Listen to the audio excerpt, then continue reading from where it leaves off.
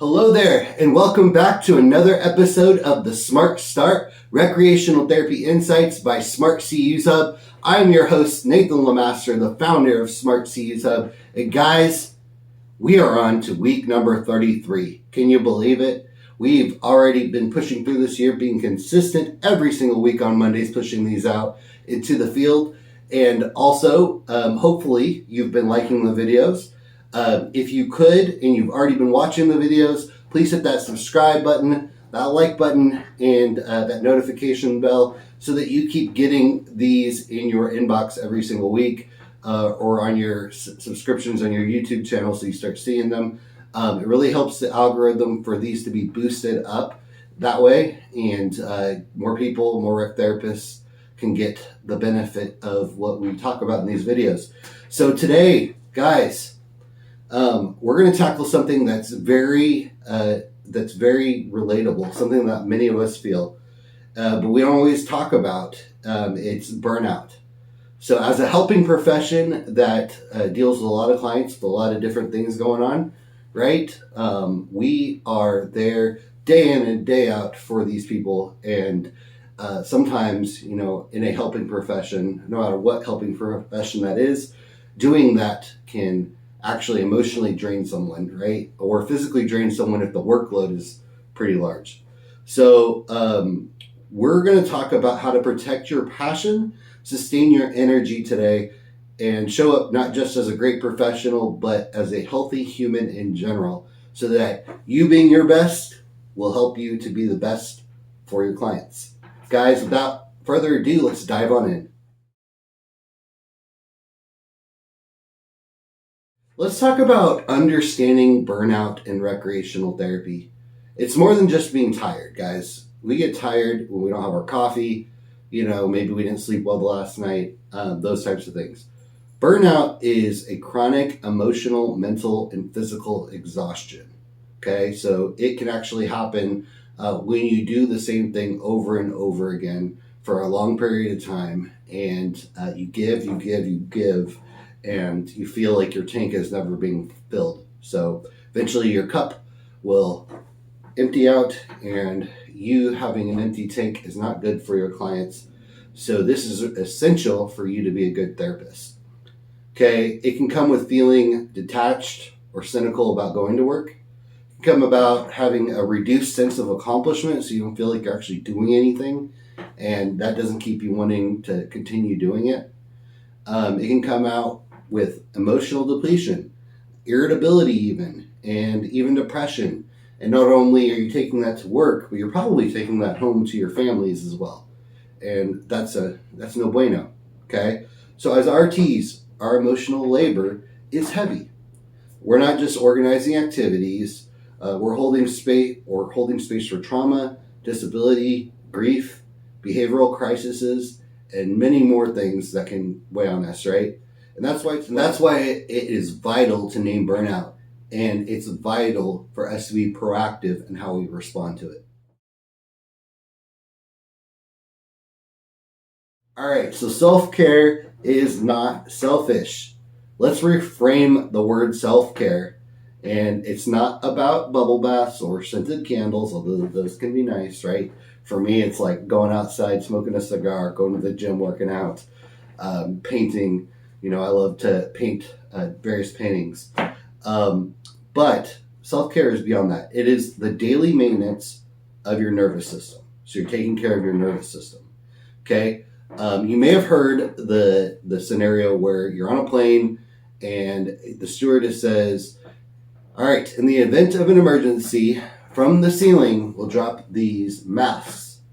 And they want you to put the mask on you first. And you're like, why? I have my kid next to me. I have my baby next to me. Why don't I put the mask on them? Right? Although we care about that person very much so, you're going to be useless if you faint. Right? You're going to be useless if you don't get that mask on you first to be able to help them. So this self-care, think about it in this way. You are doing things that will fill your tank so that you could be better for them. Okay? And these can include things like sleep hygiene, right? Being able to get a good night's rest. Okay, 8 hours is perfect, right? That's what they recommend. If you snore, maybe go check out. If you have sleep apnea, I have sleep apnea, and it made a world of difference when I started sleeping with the CPAP. Lets me actually get into REM sleep, which is the restful sleep. Okay, it made a huge difference in my world. Boundaries around work communication after hours. So you could say, like, after this time, I am off. I'm not going to respond. I'm going to talk about something I learned personally because I'm a business owner. And when you're a business owner, it's your baby, right? And you want to be available all the time. You want to be able to respond immediately to every customer, every staff member, just so you can make sure that you are keeping the business healthy. But eventually, if you're burnt out, you're not going to be very good for any of those people. And it won't keep you moving on when days get hard, actually. So days do get hard as a business owner. And so for us, what we do at Smart CEUs, I have a policy for all of my teammates, is that after work, after 5 p.m., we don't do work, okay? If you're doing work and you're listening and you're one of the teammates, how dare you? Anyways, kidding. Just avoid burnout. Don't take on too much. I have done that so many times in the past with I do multiple businesses, and I tend to stretch myself. So I'm preaching to the choir. Okay, so, but then also on the weekends, making sure that you actually take your weekends. And if you need to take a vacation, right? Work will go on without you, okay? I hate to say this, but work will go on without you. People will still get helped. Okay, now setting boundaries by saying no when someone asks you to do something. My wife and I are very much yes people, right? And we're like, okay, can we help with this? Yes. Like our church, for instance, or, when it comes to helping another RT business or whatever else we're doing, I've learned that I cannot be help for every single person.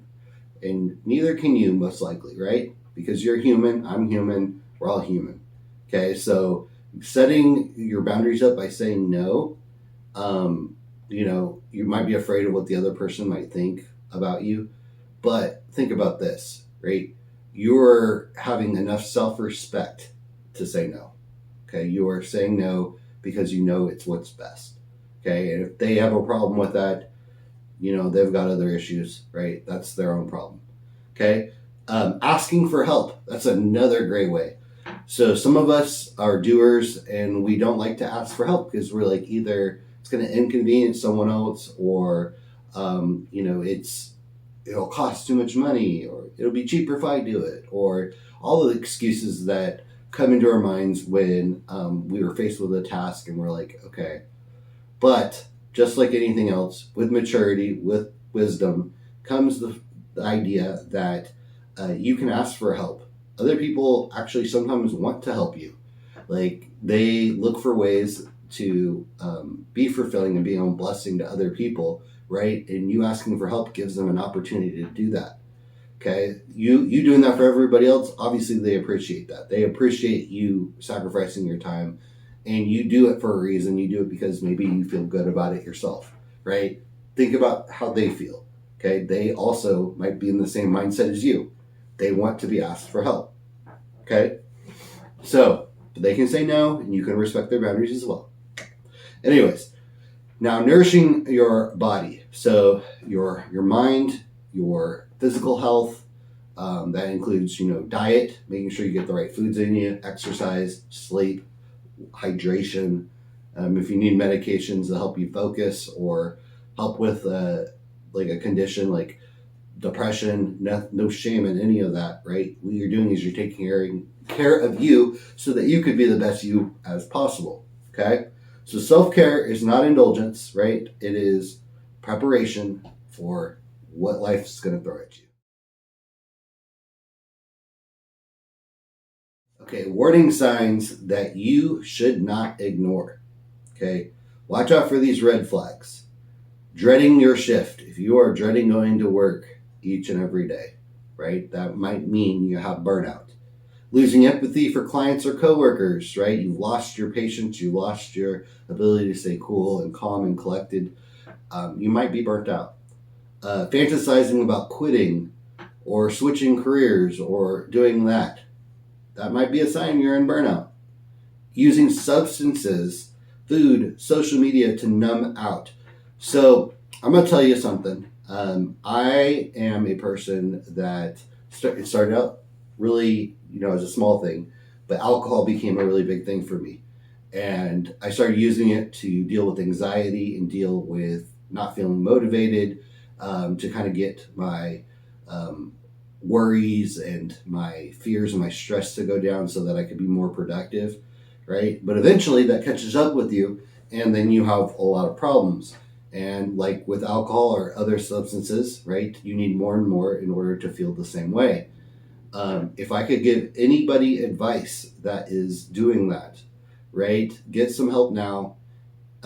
Stop that. I mean, every once in a while, if you aren't already past that point of no return, which is where addiction becomes like a huge problem and your life becomes unmanageable and you're not being productive, you're not doing the things you need to do, all you want to do is sleep all the time or any of that stuff, right? It's time to stop. And if you can't stop, there is groups out there like AA, Celebrate Recovery, NA, all those things that'll actually help you. I'm a big proponent of it. It's helped me tremendously, and it's helped me to be a better father, better husband, better rec therapist, better business owner, and better friend. And so I recommend that to each and every single one of you. Okay. Early awareness, early action. Okay. So if you are aware, you can take action. Okay. Don't wait until you're in crisis mode or to course correct. It gets a lot harder when you're in crisis mode than if you start doing these things to not ever be there to begin with. All right, burnout proofing your RT practice. Okay, so these are some of the things you can do in your recreational therapy practice to help you not to reach that point of burnout. Okay, diversifying your caseload. Mix low and high emotional demand groups. So some of your groups might, like, let's say you work in behavioral health. I'll give you an example. I worked in behavioral health. And you're dealing with people that are homicidal, suicidal, people that have schizophrenia, people that have all types of stuff going on, right? And you might want to create a lighthearted group once in a while. Like, for instance, one of the people on my team, Tina Watson, she is in the process of creating a course. She's already presented at conferences called Laughter as a Therapy, right? And laughter as a therapy is a great way to get those endorphins going, that dopamine hit, right? You're feeling good. That'll actually help you along your day, and it's helping your clients. So obviously you can't just be always up like that either. Sometimes you need to get more deep. Like, I had another group that was very emotional called the bucket list. What are the things that you want to do? If you could do anything in the world, no matter how big, how small, no limits, what would you like to do before you kick the bucket, right? And yes, it's based off of the movie, but I adapted it to rec therapy. And you kind of have a moment where people are really introspective, right? And that can be draining, right? It also can be fulfilling. When I do those, right, it gives me a time for reflection and a time for setting goals for the future. You can build routines, okay, that help you fill you up, okay? So that could be every single day before I go to work, I'm going to go to the gym. Maybe that has to be waking up earlier. Maybe it's later in the day you go. Sometime you fit that in. Just going for a walk, right, out in fresh air, in nature. That could be another thing. Laughter. Going out into a comedy show. That'd be great, right? Doing something you enjoy, a hobby, something to get that stress out. Okay, and then that quiet time for reflection. Schedule many breaks throughout your day. So many as in M-I-N-I, not M-A-N-Y. Although many breaks could be cool too if you're able to be productive. But anyways, you know what I'm trying to say. So, you might need a time after a challenging session to just kind of recoup, and that's fine, right? If people have a problem with that, tough, right? You're the professional. You need to be on your best, and they need to understand you need to be your best. Okay? Attending supervision or peer consultation groups. Okay? So sometimes, just checking out how other people are doing to get new ideas. thinking outside the box, trying new things. And of course, a great way to do that, and I'm going to shameless plug, right? Continue your education, right? Learn something new. Try something different. Don't just do the same thing every single day for the next 50 years of your life. Okay? That is going to get you burnt out no matter what you're doing. Okay? So continue your education and try a Smart CEUs Hub course. We have the biggest library of NCTRC approved continuing education in the industry, right? There's bound to be a topic that you like. We're putting on new stuff every month or so, and it's all approved and it's all meant for you. So take it when you can, and it's affordable. Okay, so protecting your spark that's inside of you. Okay, means protecting your service to others. By protecting yourself and enriching yourself, nourishing yourself, taking time for yourself, you are allowing yourself to be best for others. And that is not selfish. All right, we're going to talk about some reflective prompts. So some things that you can do to reflect. Okay, try these journal or team reflection questions. Okay, so if you have a journal, if you have a group of people that you like, know, and trust, right, and you all are together, okay, I want you to do this. I want you to write what drains you most about your current role if you are facing burnout. What about the job? Is it the people I work with? Is it the clients? Is it the type of job? Salary, upward momentum, whatever the thing is that's giving you that feeling of uneasiness. Okay, write that down in your journal. I'll wait. Okay, and I'm trusting that you're doing this. All right, the next one, what fills me up outside of work? What are the things that really bring joy to my life and bring that energy that I need to be the best me? Write that down. Take a second. Pause the video if you need. Just do it. Do it right now. Okay, and what would be sustainable, or what is sustainable success look like for me in this season in my life? What can I do to make life work for me? Okay, maybe it's that physical health component. Maybe it's diet. Maybe it's work-life balance. Maybe it's new hobbies, new friends, more social fun things. Could be doing that. Better sleep. Could be going on a vacation. Whatever that thing might be that you need to change in order to make your life sustainable in this season. Okay, write that down. Now that you have all this stuff written down, I challenge you. Go make a change. Try something different. Don't do the same thing every single day and face that burnout. You don't need that. You're smarter than that, right? And gosh darn it, people like you. Anyways, guys, thank you guys so much for stopping by today. We're going to wrap this up real quick. Burnout isn't a sign of weakness. It's a sign that you've been strong for too long without support. Let's build a culture in RT where we prioritize care for ourselves, the caregiver. Okay? Let's do it. Let's stop making excuses. We are really good at helping others. We need to help ourselves sometimes. Okay? You deserve that. And so do your clients. They deserve the best you. Okay, next week, we're switching gears and heading outdoors. Guys, we're going to be doing a session outdoors. Okay, because we're going to be talking about nature-based interventions. So things that you can do outside in nature. All right. And how to get the great outdoors to help you regulate your mood, enhance recovery, and inspire connection. Okay? And help your clients do these things too. Get ready for sunshine, green spaces, and healing outside these four walls.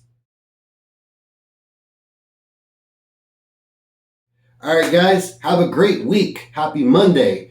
And next week, I look forward to you right here, right at this channel. Subscribe, hit that like button, and hit that notification bell if you like these videos and you found them useful. We've been posting clips like crazy to Facebook and in our newsletter.